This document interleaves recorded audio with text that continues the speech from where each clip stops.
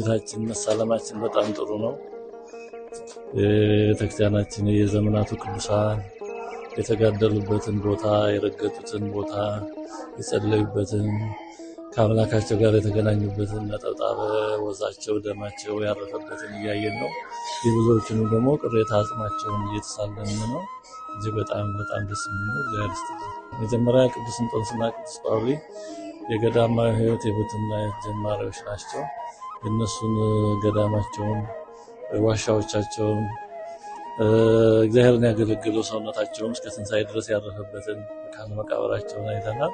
በእነሱም ተባርከናል። ልጆቻቸውን የአባቶች ስለሆኑ ስንሄድ መቼም በመንፈስ እንደሚባርኩን እናምናለን። እንግዲህ ከዛን ጊዜ ጀምሮ የተለያዩ ቦታዎችን አይተናል። ቅድምም ጠዋት ቅዱስ ስምዖን ጫማ ሰፊው ከአብርሃም ሶርያዊ ጋራ ተራራውን ያንቀሳቀሱበትን ወደ ላይ ወደ ታች ከፍ ዝቅ ያደረጉበትን አይተናል። እዛም ደግሞ ግብፃውያን የሰሯቸውን የተለያዩ የስብከተ ወንጌል አዳራሾች፣ መካነ ምጽዋዎች በተለያዩ ቅዱሳን የተሰየሙ ቅዳሴ የሚቀደስባቸው የተለያዩ ቦታዎችን አይተናል። ምን ያክል ሰርተው የማይጠግቡ ከልባቸው የሚሰሩ እንደሆኑ አይተናል። ይሁን ነገር ሰርተው ይበቃናል አይሉም፣ ሁልጊዜ ስራ ይጨምራሉና በጣም ብዙ ነገር ነው እያየን እየተባረክንም እየተማርንም የኛ ያሉንን ይዘን ደግሞ ጉድለቶቻችንን ድክመቶቻችንንም እያየን በእውነት የሚሰራ ብልህ ሰው ካለ ብልህ ሰው ከጎረቤት ይማራል እንደሚባለው ብዙ ትምህርቶችን እየወሰድን እንዳለ ረዳን። እንግዲህ የጉዞ ማህበሩ በእውነቱ እስካሁን ጥሩ ይዞናል። እግዚአብሔር ይስጥልን።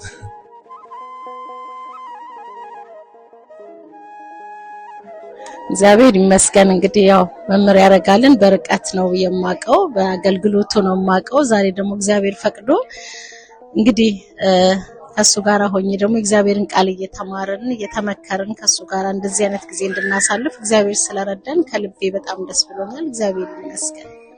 ልዩ መዓዛ ተሰምቶኛል። ሁለት እጇ ከሌላው ስፔስ ላይ እጆቿ ላይ ያለው መዓዛ በጣም የተለየ ነው።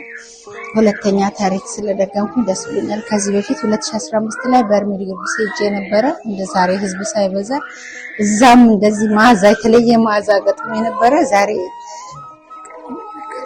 በጣም ደስ ይላል። እግዚአብሔር ይመስገን ይሄን ስላሳየን አመሰግናለሁ።